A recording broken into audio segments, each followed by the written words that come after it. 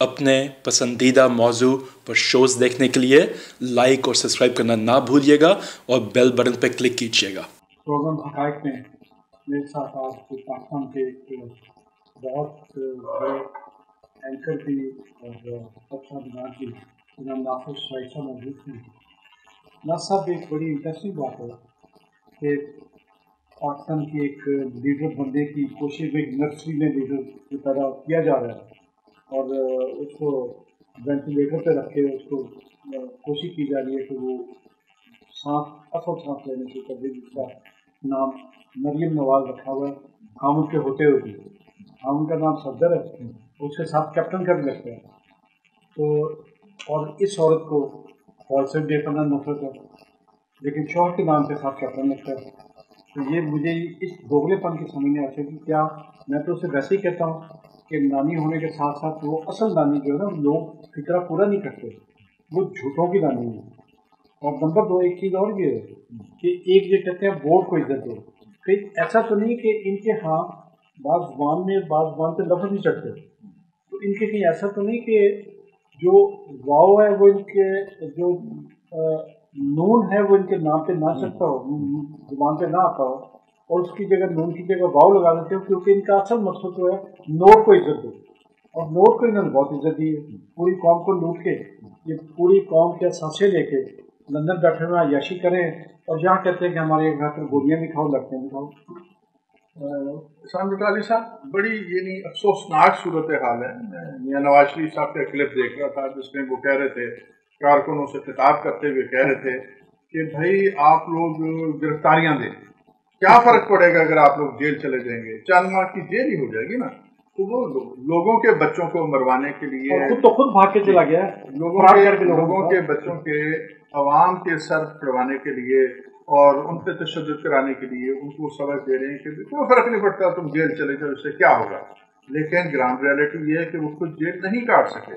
مجھے بڑے نظامی صاحب مرحوم جو ہیں وہ یاد آ رہے ہیں، ان کو نواز شریف صاحب نے کہا تھا کہ جناب میں جیل میں نہیں رہ سکتا، وہاں پہ مچھر تو اب تو خیر سردی آنے والی ہے، مچھر اتنا نہیں ہونا تھا، اور اگر ہے بھی تو اس کے تدارک ہو سکتے تھے، اسپرے وغیرہ کیے جا سکتے تھے۔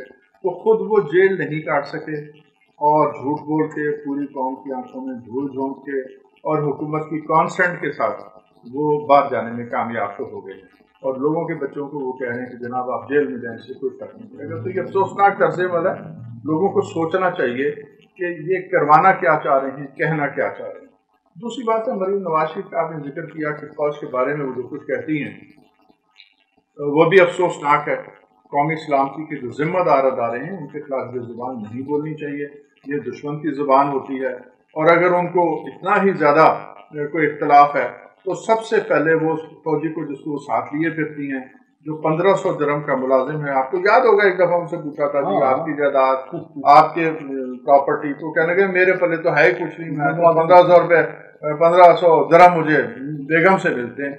تو ان کو چاہیے کہ سب سے پہلے وہ صفدر عوام صاحب سے اللہ تعالیٰ کا اظہار کریں، کیونکہ وہ فوجی ہیں، اور تاکہ وہ فوج کے بارے میں جو بغض رکھتی ہیں اس کا آغاز پھر اس کو ختم کرنے کا گھر سے شروع ہونا چاہیے نا۔ تو میں سمجھتا ہوں کہ یہ بڑا عجیب تضاد ہے ان کے قول میں، ان کی فعل میں۔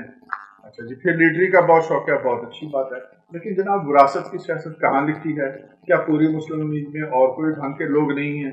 میں سمجھتا ہوں بڑی بڑی قداور شخصیات ہیں، بڑے دیانتدار لوگ ہیں، بڑے کریڈیبل لوگ ہیں، لیکن ان کے مقدر میں اس خاندان نے یہ لکھ دیا کہ وہ ہاتھ باندھ کے ان کے حضور میں کھڑے رہیں، کوئی بات بھی نہ کریں۔ میں نے پارلیمانی جو ان کی کمیٹی کی میٹنگ ہوتی تھی، میں نے اس میں دیکھا تھا جو شخص بات کرتا تھا اس کو اس کے اوپر وہ کراس لگا دیتے کہ آج کے بعد یہ نظر نہ آئے، اس کو بالکل اینڈ پہ بٹھائیں، مائک اس کی طرف جائے گا نہیں، اس کی نہ بات سنی جائے گی، نہ اظہار خیال کا موقع دیا جائے گا۔ اور جو ہر وقت کہتے تھے کہ جناب واہ واہ سبحان اللہ آپ نے کمال کر دیا، آپ تو قائد اعظم کے بعد لیڈر ہی آپ ہیں، مراد بھی انہی کو ملیں، وزارتیں بھی انہی کو ملتی ہیں، اور نوازشات کی بارش بھی انہی کی ہوتی تھی۔ تو میں سمجھتا ہوں کہ یہ اس ملک کے ساتھ بڑا ظلم کیا ہے اس جماعت نے جو کہا جاتا ہے کہ قائد اعظم کی جماعت تھی اور پاکستان بنانے والی جماعت تھی، لیکن میں یہ تصحیح کر دوں قائد اعظم کے ساتھی اور لوگ تھے، ان ساتھیوں میں سے یا ان ساتھیوں کے نقش قدم پہ چلنے والا ساتھی اب اس جماعت میں انہیں کہاں نظر آتا ہے؟ تو یہ بات اب ہمیں ختم کر دینی چاہیے کہ یہ جو جماعت ہے یہ پاکستان بنانے والی جماعت ہے، یہ تو پاکستان کو تباہ و برباد کرنے والی جماعت بن گئی۔ شاید صاحب ایک اور بڑی انٹرسٹنگ بات ہے کہ جو یہ 1500 درہم کا ڈرائیور جو اس نے رکھا ہوا ہے، جس کا نام کے ساتھ کیپٹن بھی لگتا ہے، صفدر نامی ایک شخص، وہ جب گرفتار ہوا تو وہ مادر ملت زندہ باد کے نعرے لگا رہے تھے۔ بہت افسوسناک، بہت افسوسناک، کتنی بے شرمی کی بات ہے۔ بہت افسوس ہوا مجھے وہ نعرہ سن کے جی، میں نے بھی کلپ دیکھا ہے، وہ وکٹری کا نشان بنا تھا، یعنی ڈھٹائی کی انتہا دیکھے کہ جتنے مجرم ہیں جب گرفتار ہوتے ہیں وکٹری کا نشان، جب عدالتوں میں جاتے ہیں وکٹری کا نشان، یعنی ایک لمحے کے لیے وہ نہیں سوچتے کہ ہم کرمنل ہیں، ہم سزا یافتہ ہیں یا ہمیں سزا ہونے جا رہی ہے، بھائی کس کو فتح کر رہے ہیں، کس کو فتح کر رہے ہیں، یعنی پاکستان کے وسائل کو فتح کر رہے ہیں، نظام کو فتح کیا ہے، آپ نظام کی فتح کر وکٹری سائن بناتے۔ تو پھر جب انہوں نے مادر ملت کہا تو میں نے سوچا کہ شاید محترمہ فاطمہ جناح کی بات ہو رہی ہے، لیکن آگے چل کے پتہ لگا کہ مادر ملت کے درجے پہ انہوں نے اپنی بیگم صاحبہ کو فائز کر دیا۔ بہت افسوسناک طرز عمل ہے۔ لیکن یہ بات اس کی مانی جا سکتی تھی کہ گجرانوالہ کے جلسے پہ جو اسٹیج سیکرٹری جو طاہر صاحب انجام دے رہا تھا، وہ اس شخص کا بیٹا تھا جس نے ایوب خان کے الیکشن میں مادر ملت کی ایسی توہین کی تھی کہ اگر کسی بندے میں کوئی جذبہ ہوتا ایمان کا اور پاکستان کا تو وہ اس کو وہی مار دیتا، جو اس کا سگا باپ تھا۔ اس نے اگر آپ کو میں وہ لفظ ہی نہیں کہہ سکتا، میرے منہ سے نکل نہیں سکتے، کیونکہ وہ مادر ملت تو شاید بعد میں ہوگی، میری ماں پہلے تھی۔ جب ہم مادر ملت کہتے ہیں تو ہر اس بندے کی ماں تھی، ہر اس بندے کی ماں تھی جس نے پاکستان کو اون کیا، جو پاکستان میں شفٹ ہوا انڈیا سے، اور جس سمے کے شفٹ ہوا کہ میں پاکستان جا رہا ہوں، اس ہر بندے کی ماں تھی۔ لیکن یہ شاید کس ڈی این اے سے پیدا ہوئے ہیں، ان کے جو ڈی این اے ٹیسٹ ہونے چاہیے کہ یہ کیا واقعی انسان کی اولاد میں سے ہیں، کہ جو اس عورت کی توہین کی جنہوں نے آپ جیسے کمہاروں کو، چماروں کو آزادی دلائی، یہ اس کو کہہ رہے تھے کہ یہ اس کی توہین کی۔ دیکھیے بٹالی صاحب، آپ نے دیکھا ہوگا، ذرا ماضی میں جائیے، انہوں نے قائد اعظم ثانی بنا دیا تھا میاں نواز شریف کو، ان کی اپنی بھی بڑی خواہش تھی، اسی ٹائپ کی ٹوپی، کراکلی ٹوپی پہنتے تھے، جس کو بعد میں ہم نے جنا کیپ کہا، پھر وہ شیروانی پہنتے تھے، پھر ویسے ان کو چلنا نہیں آیا تھا شیروانی اور شلوار اور وہ ٹوپی پہن کے، لیکن ان کی خواہش پڑی، انہوں نے کتاب بھی لکھوائی تھی قائد اعظم ثانی۔ تو جو لوگ ان کے جو چیلے چانٹے ہیں، جو ان کو قائد اعظم ثانی اس کہتے تھے، یہ وہی لوگ ہیں نا، انہی کی آگے پیچھوں اولاد ہے، تو انہوں نے مادر ملت بھی کہہ دیا، لیکن قوم کا دل دکھا ہے، جو اپنے طرز عمل پہ غور کرنا چاہیے، اس حد تک جائیں کہ لوگ ان کو ایک سیاسی کارکن یا ایک ورکر کے طور پہ تسلیم کر لیں۔ ایسا نہ ہو کہ ان کا نام بالکل اب اس بریکٹ میں آ تو چکا ہے، لیکن ابھی بھی وقت ہے کہ اس بریکٹ سے اپنا نام نکالیں۔ یہ دشمنان پاکستان کی بریکٹ میں جا رہے ہیں، ان کی جو گفتگو ہے وہ قومی سلامتی کے اداروں کی شان میں گستاخی ہے۔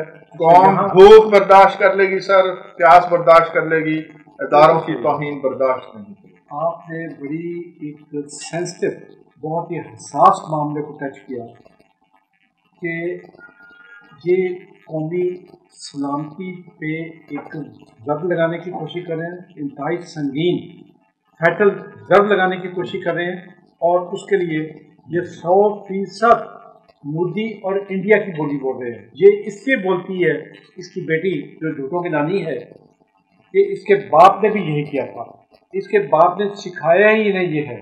شاید ان کا یہ خیال ہے کہ پاکستان کو انڈیا میں شامل کر کے یہ جاتی عمرہ کو دوبارہ زندہ کر لیں گے، لیکن اگر یہ جاتی عمرہ کو دوبارہ زندہ کر سکتے ہیں، کرنا چاہتے ہیں، تو پھر انہیں شریف تولے کو بھی زندہ کرنا پڑے گا، پھر انہیں اس شخص کو بھی زندہ کرنا پڑے گا جو بازار حسن میں ہار بیچتا تھا، پھر اسے بھی زندہ کرے نا۔ جی بٹالی صاحب، انشاءاللہ تعالی وہ وقت کبھی نہیں آئے گا، پاکستان قائم و دائم رہے گا، پاکستان کا دفاع مضبوط ترین ہاتھوں میں ہے۔ یہ وہ لوگ ہیں جن سے پہلی جو نسل ہے اس نے بھی لاتعداد قربانیاں دی، آج بھی ہمارے بچے، ہمارے بھائی جو ہیں وہ جام شہادت نوش کر رہے ہیں، ان کا جان کا نذرانہ پیش کر رہے ہیں۔ یہ وطن انشاءاللہ سلامت رہے گا۔ لیکن میرا ایک سوال ہے کچھ لوگوں سے جنہیں سانپ پالنے کا بڑا شوق ہے، सांपों को दूध पिलाने का बड़ा शौक है।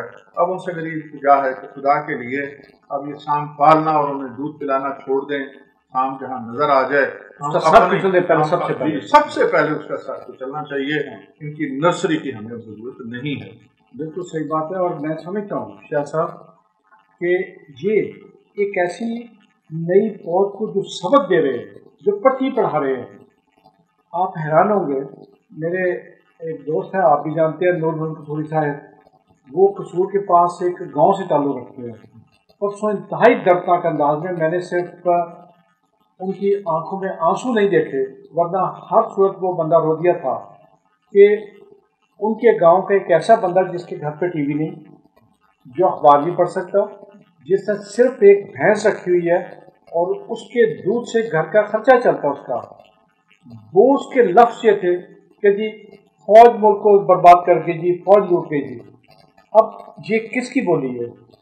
ये राइवेंट की बोली है। ये इन्हें कहो कि हम तुम्हें 10 करोड़ रुपया महीने का सैलरी देते हैं।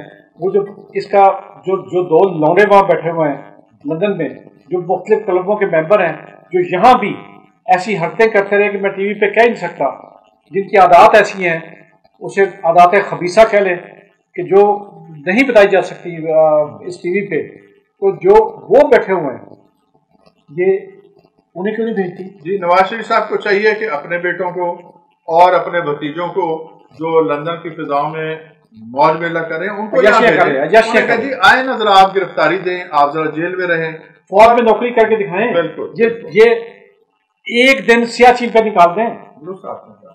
कैप्टन सफदर को अल्लाह ताला ने एक मौका दिया था अजीम कौमी खिदमत का, लेकिन जैसे ही वो दामादी के रुतबे पे फायज हुए तो सबसे पहले उनको वहां से विड्रॉ कर लिया गया। तो मैं समझता हूँ कि किरदार देखे ना, वो जो कहते हैं लोग आज बात कर रहे हैं, जो नमकी कान में गया या जो कोयले की कान में गया, वो उसका मुंह उससे ही काला होना है।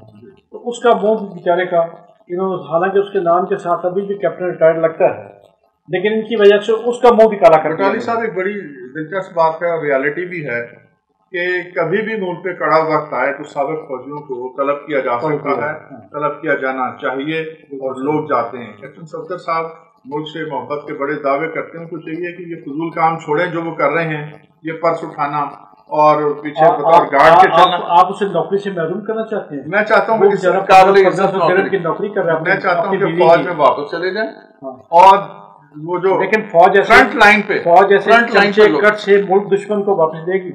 हाँ, मेरा ख्याल है वो नहीं लेंगे, अब वो बात नहीं रही। जो जूतियां चाटने वाले एक मुल्क दुश्मन औरत की जूतियां चाटता हो, जो उसको, इस बंदे को मुंह से लफ्ज निकालते हुए शर्म नहीं आई कि मैं मादर मिल्लत किसको कह रहा हूँ।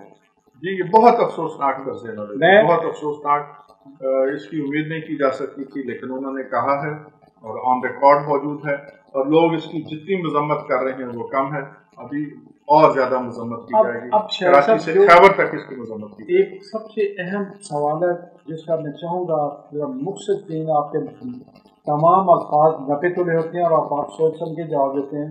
मुझे सिर्फ देखना ये है, आपसे सवाल ये करना है, इनमें से जो जितने भी लोग इकट्ठे हुए हैं, या फाइनेंशियल करप्शन में उन पे इल्ज़ाम हैं और उनके खिलाफ सारा इनके नैब के एविडेंस मौजूद है, और या कुछ लोग ऐसे हैं जो मुल्क दुश्मन मुसलमान हैं, जिनके साथ इंडिया के ताल्लुकात में कोई शक व शुबा नहीं, जो पाकिस्तान दुश्मन है। तो मुझे बताएं कि इनकी तारीख की पब्लिक को ये कैसे समझाया जा सकता है कि खुदा का वास्ता इनके जलसों में जाके अब पाकिस्तान के खिलाफ जो गुनाह कर रहे हैं उसमें शरीक ना हो। देखिए जी, जिस टाइप की जुबान इस्तेमाल की जा रही है उस पर सीधे साधे गद्दारी के मुकदमे बनते हैं।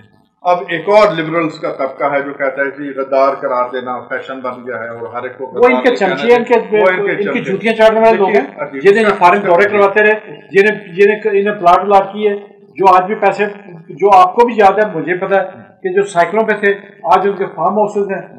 तो अच्छा सर, इस तर्जुमे का सबसे बड़ा नुकसान ये है कि जो पाकिस्तान के खिलाफ बकवास करने वाले लोग हैं उनको इनकरेजमेंट हो रही है कि ये होता हुआ था कुछ नहीं, कोई ना पकड़ ना सजा ना कुछ, तो जो मर्जी इस मुल्क के खिलाफ जबान दराजी करते रहो, तो मैं समझता हूँ उन लोगों को इनकरेज नहीं किया जाना चाहिए। एग्जाम्पलरी पनिशमेंट दी जानी चाहिए जिसके खिलाफ एविडेंस मौजूद है। जी, फिर आपने एक मेरी और दूसरी का कुछ लिख दिया।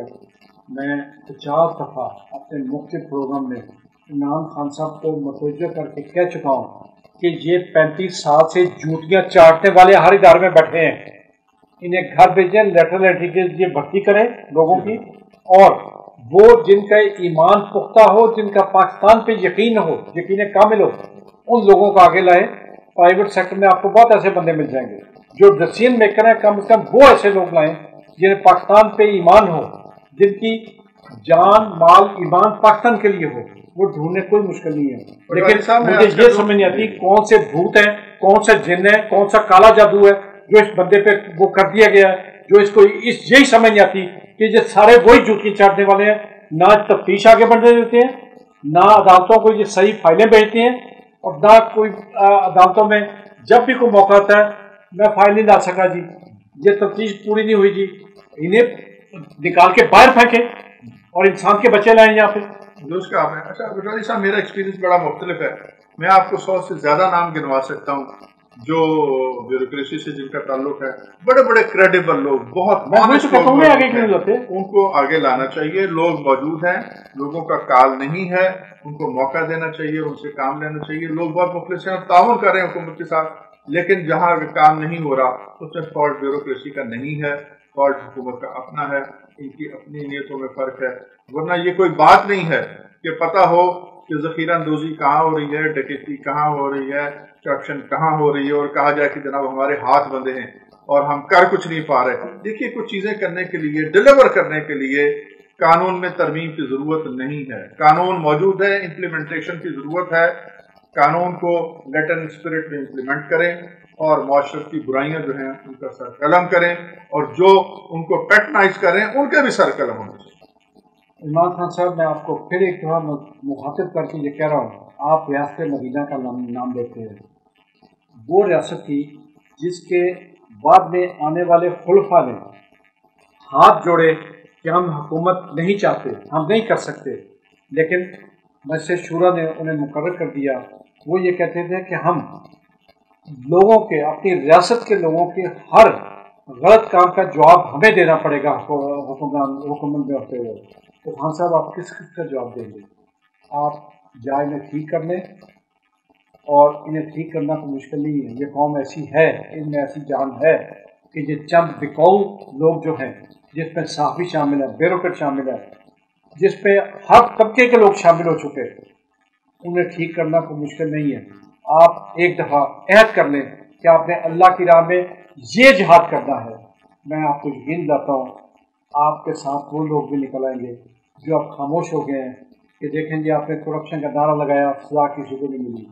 आपने लोगों के लूट मार का लोगों पब्लिक के सामने रखा, उनका रोज़ टीवी पे इश्तहार दिए, बताया कि इतना लूटा पाँच जगह से, लेकिन किसी को कोई असर नहीं हुआ। तो खान साहब, ये आपको पब्लिक के सामने बताना पड़ेगा। समरी कोर्ट्स इनके लिए बनाए जो डे टू डे हियरिंग करे, और जो वक्त पे इदारा जो तफ्तीशी फाइल ना लेके आए उसको उसी वक्त नौकरी से बर्खास्त करे, और ये 15-20 महीने में हर केस का फैसला करते जाए। तो इंशाल्लाह ये कौम आपका साथ देगी। और कौम के लिए भी एक मैसेज है, आपने अपने हर अमल का जवाब अल्लाह को देना है। अब चोर डाकू लुटेरे का साथ देखे, जिसमें से आपको 1 रुपया भी नहीं मिला, जो आपको कल को अपनी जूती की नोक पे भी नहीं लिखेंगे। मैं उन MNS का अक्षर जानता हूँ जो खड़े हुए को बात करने के लिए तो डांट के कह दिया गया प्राइम मिनिस्टर ने या चीफ मिनिस्टर ने कि तुम मेरे नाम की वजह से तुम्हें वोट मिले, आराम से बैठ जाओ, क्या बात करते हो तुम। तो ये अगर आपने यही नॉनसेंस सुननी है, अगर आपने यही कल को इन लोगों की जूतियां चाट के भी यही सुननी है, तो इन पे, इनके किरदार पे, इनके एमाल पे आप अल्लाह का नाम लेके, वाज़े तौर पे लिखा है झूठों पे अल्लाह की लानत, आप भी अल्लाह की झूठों पे लानत भेज दें, इंशाल्लाह सब ठीक हो जाएगा। बहुत शुक्रिया नासिर शाह साहब आपका, आपने हमें टाइम दिया, और आपके साथ गिला भी कि आपने इस खासे वक्त के बाद हमें टाइम दिया। मतलब जल्दी टाइम दे दिया करें। बहुत शुक्रिया आपका। अल्लाह हाफ़िज़। Thank you.